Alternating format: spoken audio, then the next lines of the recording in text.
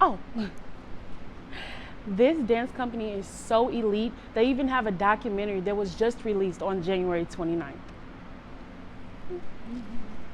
But not everyone had the privilege of graduating inside of a building.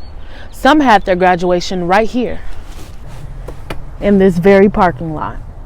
They say nothing in life is free, but this story challenges you to think a little differently. Meet Officer Clark, a recent graduate from Michigan State and an even newer recruit for the Lansing Police Department. I wanted to be a police officer to first break the gender role barrier and show little girls that look like me that they're able to do this job as well. When you think of a woman, a few words may come to mind. But do you ever think of police officer? I wasn't for sure how my parents were going to take it. Crystal Perry, former MSUPD police officer and now their current HR manager, says police work doesn't seem to be at the top of most women's career lists. Because it is physical, because it has always traditionally been a role that men hold. But in order to see the change, you must be the change. Like Captain McLaughlin Taylor, who was the first Black female police officer for the MSUPD and Lansing. The reason I decided to go into it is because I didn't see a lot of other Black women or individuals like myself.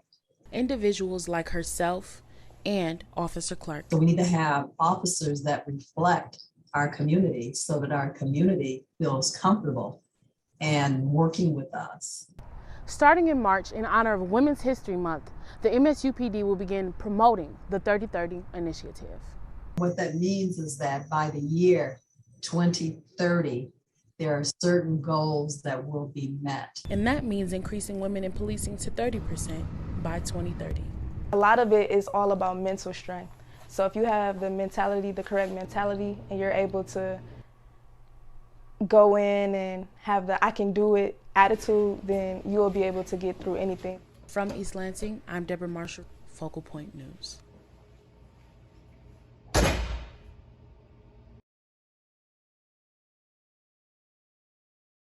While some students are headed to math, science, or writing, some students are headed here, to dance.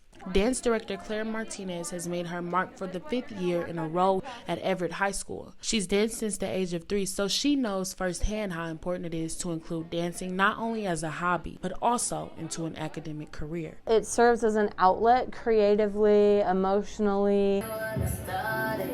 You're able to apply the skills that you work on in dance to other core curriculum.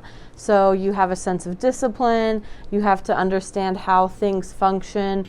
Things weren't always this way though. The Everett Dance program didn't start catching a beat until 1974 when it was first founded. Since then, it's grown into 5 to 6 classes a day, and the most advanced is the Everett Dance Company, where dancers have to audition to even be considered. But it does come loaded with opportunities like collaborating with the Wharton Center, Oakland University's Dance Festival, and even Cleveland's own Inlet Dance Theater. Oh, this dance company is so elite, they even have a documentary that was just released on January 29th. The 55-minute documentary covers the story from the very beginning to present day. This documentary, titled Story of a Legacy, features alumni and gives us a flashback to the past and a sneak peek into what the future may look like for the program. Because of all these amazing renovations we've had and all of the work over the last 48 years, we're kind of looking to 2024 as our big 50th anniversary. Just like the documentary's title, the Everett Dance Company has and continues to tell the story of legacy, one dance move at a time. In East Lansing, I'm Deborah Marshall, reporting Focal Point News.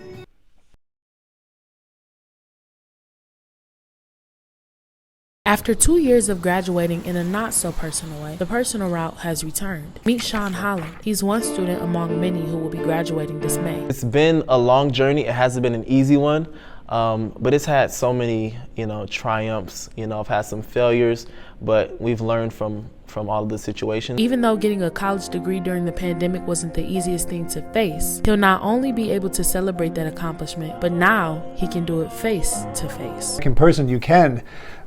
Fist bumps and handshakes and hugs and all of that. So that's going to be great. But the way College of Music does commencement is a little different than your average ceremony. Sean is actually going to be part of of one of the special music presentations. Yeah, so I'm honored that they would ask me and choose me to be a part of these performances. Students like Sean, who are a part of the music college, get the chance to perform one last time before saying their goodbyes at the Wharton Center in just a few weeks.